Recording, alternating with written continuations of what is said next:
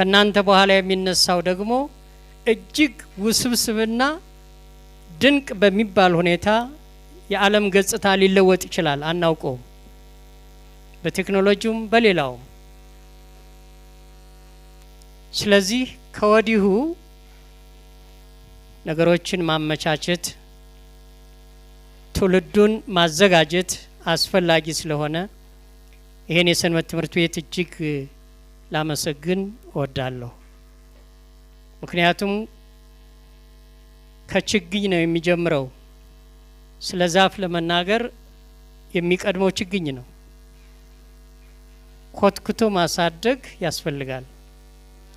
ማዳበሪያ ያስፈልገው እንደሆነ ማዳበሪያ ማለት ዕውቀቶችን ማስተማር አስፈላጊ ስለሆነ እምነታችንን እናጸናበታለን የትምህርት በርግጥ በሐዋርያት ዘመን 12 ሐዋርያት ብቻ ናቸው ከጌታችን ከመድኃኒታችን ከኢየሱስ ክርስቶስ ስር ሆነው በአይናቸው አይተው በጆሮአቸው ሰምተው በአጠቃላይ ከዋለበት እየዋሉ ካደረበት እያደሩ ዕውቀትን የቀሰሙ ለ3 ዓመት ነው ይሁን እንጂ ሐዋርያት ከዚህ በተጨማሪ እግዚአብሔር መንፈስ ቅዱስ ወርዶላቸው ጥበብን ማስተዋልን ዕውቀትን የበለጠ አጠናክሮላቸው ጥብዓትን ሰጥቶ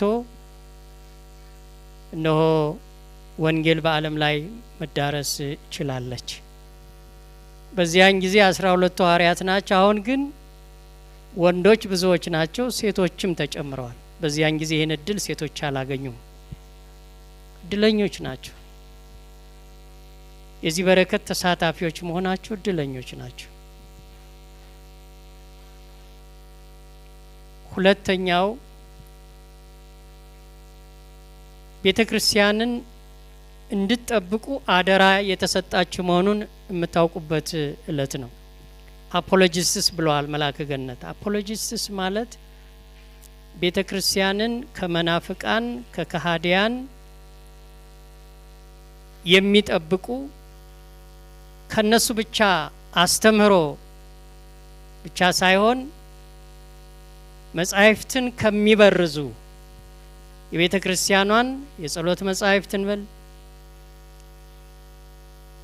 እንደገና ደግሞ የራሳችን የሆኑ ቅዱሳት መጻሕፍትን ሌሎቹ በማይገባና በተሳሳተ መንገድ እንዳይተረጉሙ